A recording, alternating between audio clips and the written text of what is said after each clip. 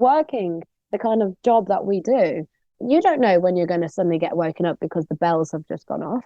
Or working, like I say, 6 hours off, 6 hours on, 6 hours off is brutal, but it's quite a standard like watch pattern. So you get used to very little sleep or trying to nap when you can. So, and that really sets you up good for motherhood, I would say. Welcome to the Shipping Podcast, where I meet interesting maritime professionals sharing their passion for the shipping industry and their everyday job. I am your host. My name is Lena Gosberg.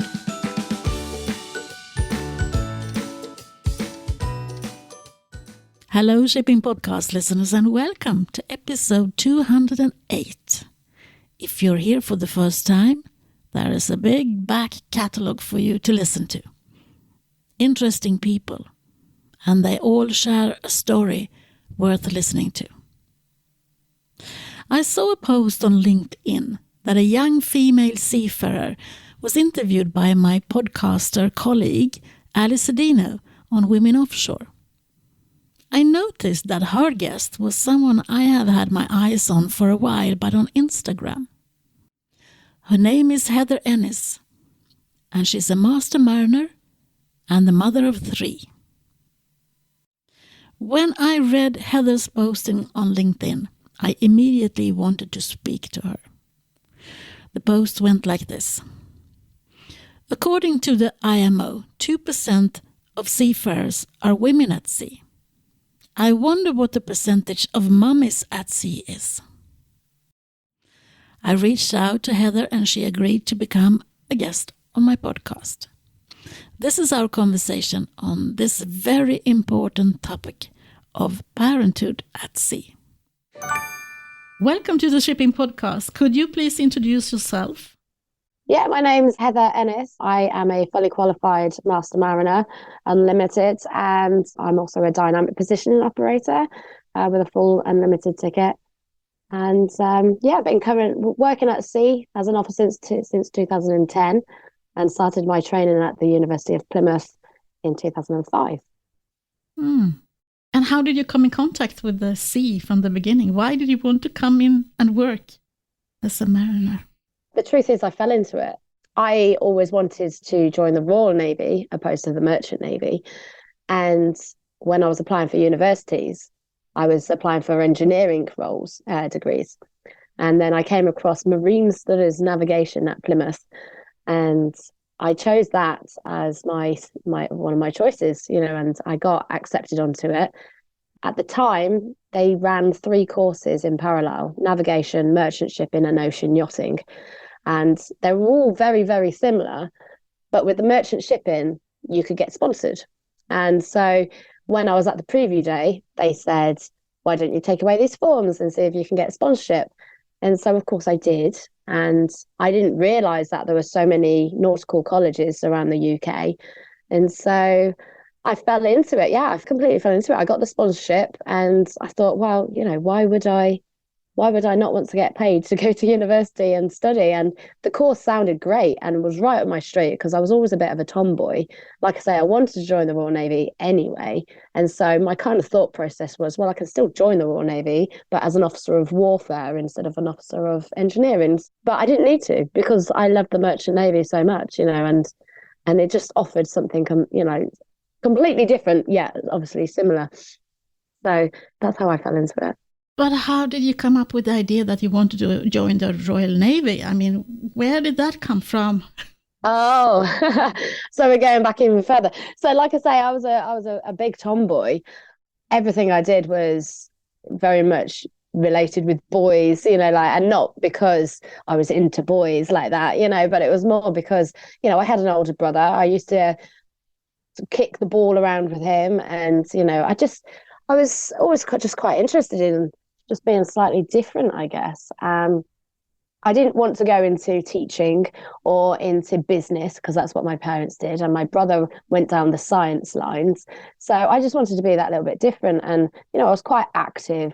I really liked the idea of joining like some sort of army cadets or stuff like that. So when the RAF came and did a careers talk at my school, that suddenly sparked my interest with the military. But why specifically the Royal Navy? I think that came about because when I was doing work experience, I got to go to Rolls-Royce, the company, for 2 weeks and do work experience there. And I loved it, but I was working on the marine engines. So the kind of like the marine side suddenly came through. And and so yeah, I just like Royal Navy wise, I went on a few potential officer leadership courses, like a couple of days where they kind of get some youngsters in and think, oh, these could be the leaders of the future. And I really enjoyed that. And so yeah, that's how I kind of fell more into the Royal Navy rather than going for the RAF. But yeah, that's going back some. Wow, you've just made me think about it. Yeah. It made me think about like a time that I hadn't thought about for a long time. No, but the reason for me asking is that I think that the maritime industry is so bad in recruiting. Oh, 100%. 100% bad. Yeah. As you said, your interest was sparked by someone coming to your school and talking about their jobs. That is what we need to do. That is why I'm asking. Yeah, and do you know what I do that? That's what I do. So I'm a Careers at Sea ambassador or an Inspiring the Futures ambassador. And even the other week, I was over at the school in Warwick, so where I live is completely landlocked. There's no sea. And which is why I didn't realize that there was a career within the Merchant Navy, despite the fact that I used to go on a ferry from Plymouth to Santander every other year, So, and yeah, it never even crossed my mind that that could be a job that I could do. And so when I qualified, I wanted to give back. I'm all about paying it forward. Like if someone helped me out, I'd like to help others out tenfold, So yeah, I go to schools and local schools primarily because I will reach out to them and say, look, do you have a careers fair coming up? Would you like me to do a talk to any of your students, specifically females as well? Like I say, the other week I was carrying out mock interviews for a school, and that's the second year in a row that I've done that for them. And I love doing it, because I know that I was that student not knowing about a career in maritime. Now, on the TV, for instance, you do see every so often like a recruitment drive for the military, whether it's Army, RAF, Royal Marines or Royal Navy. You do see that. But yeah, nothing for the Merchant Navy because, of course, the Merchant Navy is a global entity, not just, the UK government saying, oh, we need a push for people, so let's put on an advert. I've always wondered why this hasn't happened, but I don't know why cruise companies, when they are putting out their advert for their cruises, why they don't just say, are you interested in a career at sea? Have you ever thought about this? Like visit our website, because they're already putting out the advert out. It's just that like little line at the bottom of the, at the end of the advert that says, have you ever considered a job? Like come have a look, So I think that would be the way forward if they're already putting out the adverts, and I know that's just specific for cruise industries, but they're already putting the adverts out there. So why not? It might be that the target group might not be young students for cruise. Yeah, but if you look at the average age of cadets, now I actually don't know what that is off the top of my head, but certainly everyone who I speak to, and even when I was a cadet, I was one of two 18-year-olds or one of three 18-year-olds. The rest were all in their mid to late 20s, if not early 30s. And colleges are seeing a rise in age. They're getting older cadets come through because the Merchant Navy is a second or if not a third career choice for someone. How do we make it the first choice? Oh, definitely what we're already just saying. Get people into schools now, get people given an hour of their time, 2 hours of their time, every so often, just to go speak to the students, And, there are other organizations out there like the Sea Cadets. They are more geared towards being at sea anyway, because they're, Sea Scouts, they're a scouting unit, but they're linked to like a sea group, so go visit them more. Now, I know there are marine societies that, they really do go in and try and help out and show the way of the merchant navy type thing. But yeah, there are organizations that you could just little push to say, there is a career here for you if you would like it. And also, I think I live in Gothenburg, and that is a port city. So whenever there is a big ship, I mean, when the big Maersk vessels came here on their Virgin trip, there were so many people going to see that ship, either from shore or actually going on board because the port had some guided tours there. But it was a big event, and it was all over the news and in the papers and everywhere. So everyone wanted to see that, because you hardly ever see any ships. Yeah. Otherwise, they are at sea or they are sort of outside the city centre, so you can't see them. Yeah, no, it's true. And I know companies, organizations like Maritime UK, for instance, they are trying to drive stuff like that and get companies to let them, let's create like a little open day. Let's get people on the different ships. And I know you've got International London Shipping Week, so there's hopefully a plan to get some ambassadors on board some of like the Uber boats to be like, look, this is a career. Have you ever thought about this?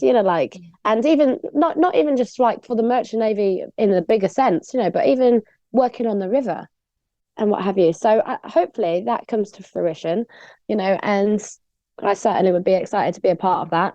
Me too. So yeah, it's just it's getting people more aware, and getting some of the companies or the ports to say to local schools, yeah, come on down. Yeah. Come have a look at what we're about. Or we've got this tall ship coming in next week, come have a look around the tall ship, because it sparks interest in the students. Yes, it does. And it's exactly the reason why I love going to do careers fairs, because you can see that glint in their eyes. You can see it. And it's so amazing. Like the amount of times, especially here in the Midlands, have you heard of the Merchant Navy? And they're like, no, I know about the Royal Navy, but I've never heard of the Merchant Navy. But my mum doesn't want me to join the military. And I was just like, well, in which case, the Merchant Navy, if that kind of sparks your interest, would be a really good kind of like alternative. And by the time that they leave my stand, they're happy that I've given them some free sweets and a free pen, of course. But, you can see in their eyes that they're suddenly like, oh my gosh, there's this industry that I know nothing about, but it suddenly sparked my interest. I remember when I was a little bit younger, a friend of mine, she had a young daughter, and she was supposed to do some training practicing outside the school for a week. And my friend said, can you please take care of her? Because it's better that she goes to your work than to mine, because otherwise it's same again. So I took her under my wings, and we were in my office. And then I thought, I better do some study trip for her. So I called a company of tugboats here in Gothenburg, and I asked, could you please show this young woman around a tugboat? Just, so that she has seen a boat and or a ship, not just in my office and listen to what I say about it. Yeah. And so she was taken for a small tour around the ship. And then 2 weeks later, her mom called me to say, what have you done? She now wants to become a chief engineer, this young daughter of mine. Oh, that's amazing. I don't think she did that career choice, but anyway, it doesn't take much. It took me just a phone call to ask someone I knew, could you please show them around? Oh, for sure. And do you know what? It's such a closed-knit industry. And I mean, like you say, you're over in Sweden. I'm here in the UK, and yet we've linked up, and, and then you think of people over in Australia, it's incredible. Like, I mean, I've done podcasts with women offshore. That's Ali Sedino over in America, and it's like I say, it's who, a lot of people, especially with the rise of LinkedIn and social media.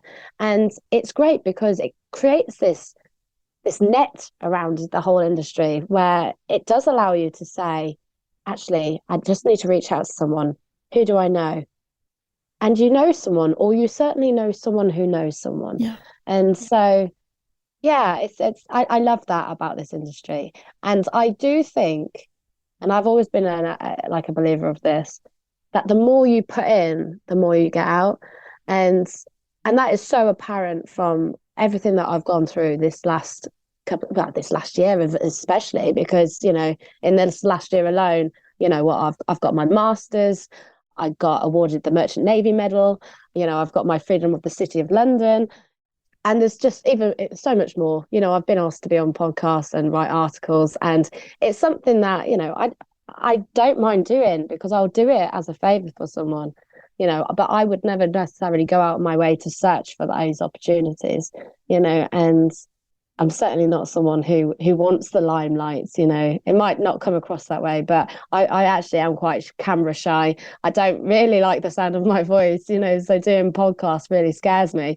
But I am a massive advocate for putting yourself outside your comfort zone. So I say yes to these things to, in the hope that someone hears this and says, actually, I'm kind of a little bit like her. And look what she's become. So whilst the spotlight's on me, I want to do good with it, if that makes sense. Thank you for being a role model then, because you're a role model now. Do you think? No, yeah. See, I try to be a good role model for my daughters. They see me go to sea. I've just come back from a course only yesterday, and so they're quite intrigued by it. Mummy works on a boat. I mean, Mummy doesn't quite work on a boat right now. I'm actually on a semi-submersible, but how do you explain that to them?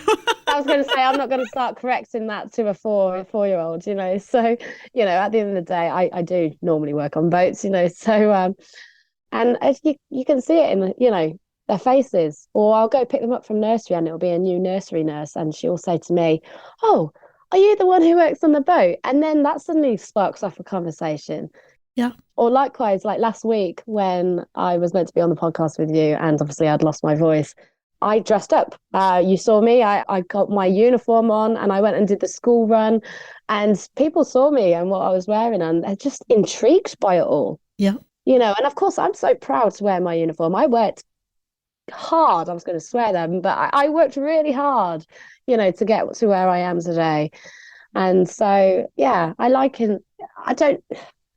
personally wouldn't call myself a role model to the masses, but I certainly tried to be a role model to my children.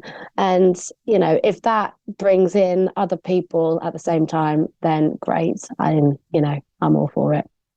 How many children do you have? I have 3. They are 5, 4, and 1. Wow, that's a handful. Yeah, it is. Yeah, especially given that I'm still working at sea. Yeah, that was one of the reasons I wanted to talk to you.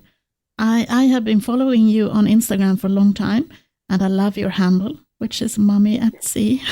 Mummy at Sea, yeah.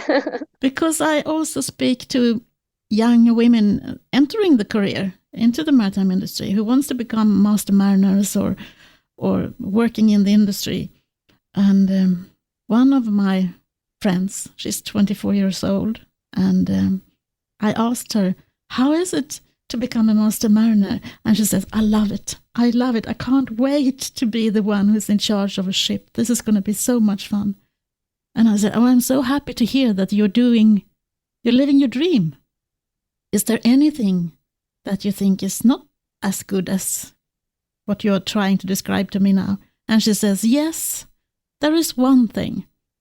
Everyone that I meet, it doesn't really matter if it's relatives or friends or students or teachers or whatever, ask me, okay, so you're going to be a master mariner, so you are not going to have a family then? And I didn't know what to say. It makes your heart sink, doesn't it? Yeah. It absolutely makes your heart sink. And she is not the one who has to take that discussion with people. I think I can take that discussion with people who are saying that to her. So I want to talk about that motherhood and how to be a parent and be at sea and so on. And they asked me what it's like. And I can't tell them because I'm not a sailor. I haven't been a mariner ever. I don't have any sea legs, so I would probably never be one either. And I don't have any children, so I can't give them an answer to that. So please tell me. Okay. What is it like to be a parent and to be at sea? Do you want this? Obviously, I get asked a similar question, or I get given wild statements like, how can you do that? How can you be a mother at sea? How can you leave your children? And I guess it's actually those people, the naysayers, the meanies who say that you can't do it, that actually spurs me on to do it. And I've always been that way. If someone told me that I couldn't do something, of course, I went and showed them that I could. And I don't think it's any different in this situation. There are certain elements that need to happen. Obviously, you need to have that support network at home. Without that support network, I couldn't do my job. Without my husband's, without his support and blessing, I wouldn't be at sea, because if he said, no, I'm not doing it, I'm not looking after the children, especially now we've got 3 children, whilst you're off on holiday, as he has called it in the past, because I get a 3-week holiday away from the children, then yeah, you can't do the job. You need that support. Now, we have a good system in place and it works for us right now, whereby Monday to Wednesday, my mum looks after my son. Thursday, Friday, he's in the work nursery at my husband's work. Monday to Friday, my eldest daughter is at school. And then on my middle child, she's not quite at school. She'll be going to school in September, but she's in the preschool Monday to Wednesday where my daughter goes to school. And then on the Thursday, Friday, like my son, she goes to the work nursery. And then at weekends, my husband will either stringently put in place some plans or he will go down to his parents down on the South Coast. So he makes it work. And do you know what? He could have had the last couple of trips that I've done on board, because I actually went back to sea in June when my son was only 5 months old. Now, my husband and I took shared parental leave in order for me to do that. We didn't need to do that financially. We didn't need to do that. However, I was presented with the opportunity to work 3 weeks on, 9 weeks off. Now, again, that is an unprecedented rotation. I don't think I could do this job if I was on a deep sea contract, or working on the container ships or, what have you. I certainly couldn't do cruise ships working 4 months on, 2 months off. I couldn't do it. But I've always done like the oil and gas industry or the ferry industry now. So it might not be the big trips around the world. It might just be working in the North Sea or going between the UK and France. But it works. It keeps me at sea. They're short rotations, they're short trips. And, it makes it easier for my family as well, because especially if it's rotational. Because at one point I was working freelance. And that worked for us to begin with, because I could pick and choose. And if we had a wedding on, or it was my daughter started school, I just said, no, I'm not going to work this week. But I appreciate that not all families can do that. So yeah, to be a mummy at sea, from the logistical point of view and the childcare point of view, if you've got that system in place at home, it works. If you're on a shorter rotation, it works. And obviously, if you're on a great rotation whereby it's like a job share rotation, which they are very, very, very far and few between, then obviously it's better. Now, if I could get a job in the Norwegian sector, working 2 weeks on, 4 weeks off for full money, then of course I would do that. But working 3 on, 9 off for half money is still incredible for us. Now, in terms of what it's like to be an actual mummy at sea, and what it does to my head and my like, do I miss my family? Of course I miss my family.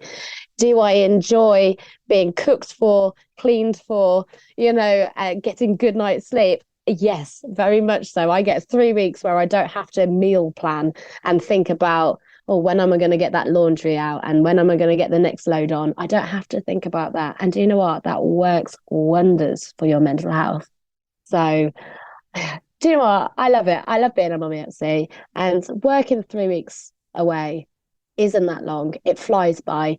And even when I was working on the ferries and it was only like a week or 2 weeks on, I could see the most minute detail of change in my children, whether it was suddenly he was crawling a little bit faster, or like she started saying a few more words than just 3 or 4 words. She's suddenly saying a sentence. And those minute changes are the kind of changes that if you were just at home working a 9 to 5 and you barely saw your children in the evening, because by the time you get home and you've fed and you've bathed and you've put them to bed, you've not actually spent much time with them. You wouldn't see those little details and changes, whereas I get to see those. And obviously, like with the rise of Wi-Fi and everything and FaceTiming, I get to see them. It's not great. If there was one thing I could change about our industry, it would be that everybody got to have incredible Wi-Fi so that they could FaceTime home or be able to log on to watch this special assembly, that your child is going through at school. We're not quite there yet. And it's a shame because obviously we're in 2023 and you'd like to think that connectivity would be better by this day and age, but unfortunately it's not. So yeah, if there was one thing I could change, it would be that. But yeah, getting to FaceTime home and see my little boy smile because he can suddenly hear mummy's voice. I love that. And it's not like the old times where you got a letter every 3 months, from probably the father who's out at sea rather than the mother, so it has changed, and it needs to continue to change for the better, obviously. May I ask what your husband does for a living? Of course, yeah, he's an automotive engineer for Jaguar Land Rover. So he's more of a project manager these days. He works in motion systems, but used to be like brake specialist. Yeah, but there is a nursery at his work, so yes, there is. Yeah, so it's not quite on site. It's on the grounds of, and it is classed as a kind of like a Jaguar Land Rover and Aston Martin nursery. But yeah. How long did you have on maternity leave at that time? Or? Yeah, so it was a little bit different for all three. Here within the UK, at the very least, you can get statutory maternity allowance or statutory maternity pay. And it's not a lot of money, but it's something. And some companies give enhanced maternity allowances. My company did not. So you're entitled to have 12 months off. 9 months of that will be paid to a certain extent, but it's obviously this allowance it's doesn't work out that much. So for me, with Eloise, who's my eldest, I had her, and because we had our two girls very close together, there's only 15 months apart, I actually had back-to-back maternity leaves. So I didn't go back to sea in between them. And mainly because you can't really go to sea after 24 to 28 weeks of pregnancy. And so by the time I was due to go back to sea after Eloise, I was already 20, I think I was possibly 25, 26 weeks pregnant with Olivia. So yeah, I had back-to-back maternity leaves with them. I then went back to sea when Olivia was 9 months old. Mainly, like I say, one, because it allowed my husband to take shared parental leave, and also two, because I'd stopped getting paid after 9 months. So I wanted to get back in, and I also needed enough sea time to be able to revalidate various tickets. So we'd worked it out that I needed to go back and get so many days in before I could revalidate my ticket. With Isaac, obviously, I worked in between having Olivia and Isaac. Now, obviously, COVID also happened during that time. So, and with nurseries closing and what have you, I did actually have to be a bit of a stay-at-home mum. Certainly for the first 7 months of the global pandemic. I then picked up some work back on the ferries, and then I kind of got myself back into a bit of a routine with doing freelance work. But yeah, with Isaac, because I was on the shorter crossings, I could actually have worked up until pretty much before I gave birth, but I chose not to because I wanted to study for my master's. And so I'd already dedicated like November and early December to my master's. And with October, I had quite a few weddings. So I would have ended up missing a few weddings, and they were close friends. So I didn't want to miss those. So we worked it out that financially it was okay for me to just start my maternity leave early and just crack on and study for my master's ticket, despite the fact that I was heavily pregnant and despite the fact that I just had COVID, so it was pretty brutal, but I got through it and I passed, and I'm so proud of myself for doing that. I just want to say congratulations. Thank you. I was ready to go back to work, even though he was only a baby. And because my husband took shared parental leave, he got the payments from the government rather than me, and so yeah, that's what we kind of did really. So is there anything that you think that the industry could do to make it easier to have parental days? Because, I mean, it's not only mummies who want to be at home, it's also daddies who wants to be at home. Yeah, 100%. I know. Thing is, I know I come across as a massive women advocate, a Mummies at Sea advocate, but the truth is I'm actually very inclusive.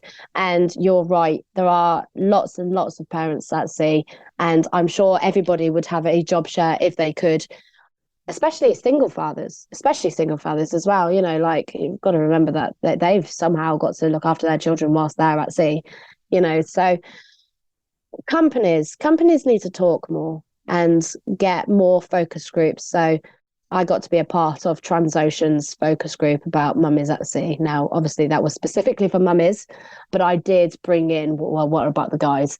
And yeah, just talking about it, and the fact that they made time for that was just absolutely incredible.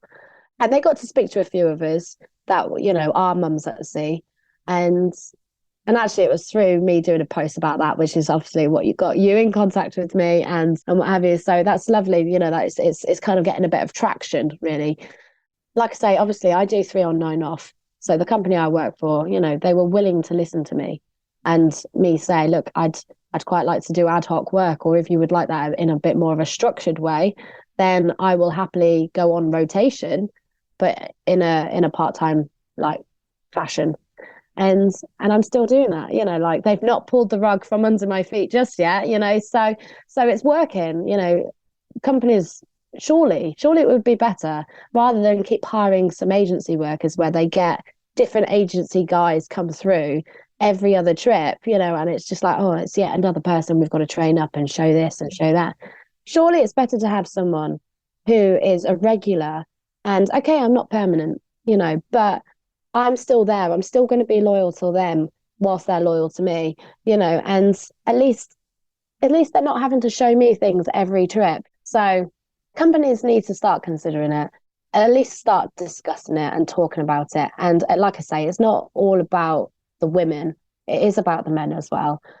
And it can be doing, in fact, my back-to-back, the guy who else is doing 3 on 9 off, that's a guy. It's not a girl. It's not a woman who's trying to come back after maternity leave. It's a guy because, he's a widow, and he's still got his children. And, so working for him 3 on 3 off, he doesn't want to do that. So that really works for him too. So yeah, just companies need to be talking about it and trying to figure out a way. I think you're right, because I have friends working in HR departments, and they keep telling me there's so many men who want parental leave now. So it's not just a matter of a women's question, as you said. No, but do you know what? It will follow. Like the whole let's try and get more women into the industry.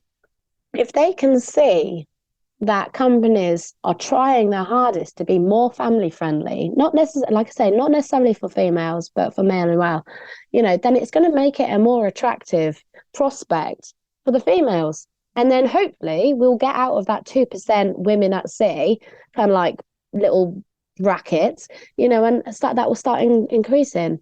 So if you want to increase more females at sea, then yeah, you need to do more advertisement for the career as a whole. And also, if they can see companies being more family friendly and at least trying to find a way to make it more family friendly, then it's going to make it more attractive for them. I would add, if they want to reach the next generation. Yeah. Not only the women, because we need so much more people into our industry, and we want the brightest. Yeah. So we need to advertise that we are there anyhow. And yeah, I think, I don't know if you agree with me, but I think it might be hard to see your career path when you're sort of at school and you're going to choose your career. And do we show the career path that is available to them when they are students? No, I don't think we do, actually. I think a lot of people fall into our industry. Yeah. But do you know what? It is hard knowing what you want to do when you're I mean, I'm just thinking of those mock interviews that I carried out a couple of weeks ago. They weren't all quite 16. They were coming up to the age of 16, doing their GCSEs, but actually it's earlier than that.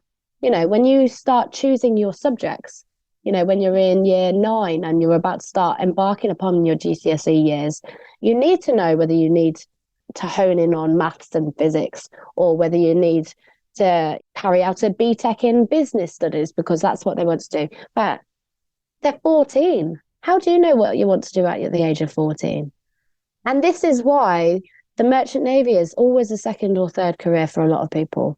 Because, you go through schooling, you go through education, you do your GCSEs, you don't necessarily, unless you've got a school who are so proactive with getting people in from all walks of life, all different industries, to actually come to the students and say, look, this is a potential, then how are they going to know about it? And you always hear the same things. Oh yeah, the RAF came and had a careers talk. Well, that's great for the RAF, but there are so many, many, many more industries one could look into. But yeah, you just kind of, at school, you kind of get taught about the same ones. Become a teacher, become an engineer, become a doctor, and it's just like, oh no, there's actually a lot more you could. And even within maritime, Christ, it's not all about the seafarer. I'm all for the seafarer. And of course, without the seafarer, there is no maritime. But you have got ports and logistics and, like even the shipping companies, I can't, there's so many that I can't even like list them off the top of my head, but there are so many. And so, yeah, it's a minefield. How do you know what you're going to enjoy and what you're not going to enjoy, especially at that young age? No, but if you never heard about it, I mean, from time to time I work with companies in the broadband business as well. And broadband is as hidden as the maritime industry. Yeah. As long as it works, no one knows about it. Oh. As soon as the broadband doesn't work, then you're, as you said, Wi-Fi. Yeah. So true. And it's the same with maritime. As long as it works, as a supply chain or logistics, as long as it works, no one thinks about it. It's just there. So true. And that is what we need to think about. How can we make it more visible, and how can we make it, I want to join that. And I think you are an example of that, because I get excited listening to you, and I'm not a student. I've got my career behind me more or less, but I think you are a person that gets people's interests. I hope so. And do you know what? I will continue to do what I'm doing. I will continue to go to schools and try and drum up some like local, like come check out the Merchant Navy, because it is really a viable option as a good career that, could take you all over the world, and just like it has for me. Could we go back to that LinkedIn post? Yes. You had quite a few comments on that one. Yeah, so my that post, wow, the infamous post, I guess. Obviously, like for ages, for a long time, like the IMO has been saying about how there's 2% women at sea. And so I've always wondered, okay, well, if there's 2% women at sea, I wonder how many of those are actually mummies. And it can't be many. It really can't be many. So, yeah, because I'd been asked to do this focus group for Transocean, I did a post off the back of that, and the post wasn't so much about, the 2% that the IMO are saying about, and it wasn't even really about needing to know how many are mummies. It was more to say, look, there are companies out there who are willing to have this conversation, and find out how they can better themselves in order to help mums return to sea following maternity leave. Now, from the back of that post, yeah, there was some negative comments, which you're always going to get, a lot of disgruntled, male seafarers who are like, yeah, but, women know what they're signing up to when they go and what have you. And of course, what about the men? And yeah, someone actually said something about the men, of which maybe maybe I should put it in my post, but my comment was, well, look, I actually discussed that of single fathers at sea as well. I'm an inclusive person here, I know, but I can only talk from the female perspective because I am female. And at the end of the day, that focus group alone was for women. It wasn't necessarily about parents, let's say. On a whole, I genuinely think it should be, as we've already said, it should be more inclusive for all parents. But yeah, I can only talk from the female perspective. And that, like I say, that focus group was for other mummies as well. So yeah, I've been asked. Yeah, but that's usually what I say, that as soon as there is talk about diversity and inclusion, there is a panel of women. And I feel like it's not the women's responsibility to take care of the inclusion and diversity. Yeah. And it's not the women's responsibility to take care of parental leave either. I mean, it's for both men and women. Yeah, exactly. And actually, it's an easy one to combat. So like you say, it's a panel of women, but that's not diverse in itself. If you want a diverse panel, you need to get women, men, blacks, whites, gays. You've got to be more inclusive. Yeah. On the whole panel, not just, oh, look, we've got the token woman, oh, that's great, but it's not exactly inclusive. And yeah, there are so many more pillars to diversity and inclusion than there are just women at sea. Yes, there is. But what have you learned as a mum that you can bring back to work? Oh gosh, okay, that's a question that I wasn't expecting. How do I answer that? What can I bring back? I tell you what, actually, on the flip reverse, and it's not what you asked at all, but it's what I'm going to say. On the flip reverse, all that time working 6 hours on, 6 hours off on board ship or working night shift really put me in a good place to be the mum who gets up in the morning with the baby on having only had a few hours sleep and cracks on with their day. I guess I've had a lot of people say, are you sure you've just had a baby? Because you don't look tired. And it's because working the kind of job that we do, you don't know when you're going to suddenly get woken up because the bells have just gone off. Or working, like I say, 6 hours off, 6 hours on, 6 hours off is brutal, but it's quite a standard watch pattern. So you get used to very little sleep or trying to nap when you can. So, and that really sets you up good for motherhood, I would say. So yeah, not quite answering your question, or I answering your question, but on the flip reverse, I guess. Thank you for that. Thank you, Heather. Thank you for taking the time to speak to me. I think, yeah, you are doing the right thing. You're putting yourself out there and discussing a little bit tricky questions. And I think that is good. We need to discuss that. Otherwise, nothing will change. No, and you're right. Definitely. If I had one piece of takeaway, that if there was companies out there listening to this podcast, just even talking about it, just ask questions. I understand the fact that it's not easy for someone to have a job share when they're working deep sea and, they don't know when they're next back in port and, to try and split that shift. I get the fact that that's not easy, but there are companies and different industries that do allow for it. And, I don't split my shift. I do the full 3 weeks. It's not like someone's coming in after a week and a half to relieve me. I'm doing my full 3 weeks. And like I say, it's the same on dredges, same on ferries. It's a week, it's 2 weeks.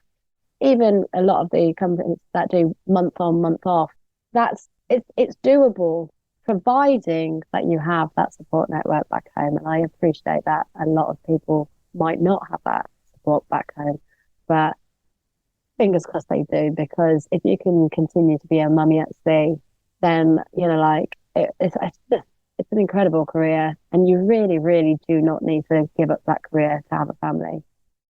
Thank you very much, Heather, and best of luck for the future. Thank you. Oh, thank you. No, thank you for having me, and it's been wonderful talking to you, Lena. Thank you. Thank you, Heather. You are a true role model. Keep up the excellent job and make female seafarer more visible to the young generation. I believe that they are now called Alpha. For an upcoming episode, I have now invited a few young students from the local maritime university to talk about what they see in their future careers and what they think we need to change. I'm really looking forward to meeting them. Meanwhile, To subscribe to my newsletter, go to the webpage shippingpodcast.com and sign up. Until the next time, from me to you, over and out. Thank you for listening to the Shipping Podcast. Don't forget to tell everyone that you meet that there is a shipping podcast available and that they should download it and listen to the maritime professionals who are sharing their passion for the shipping industry.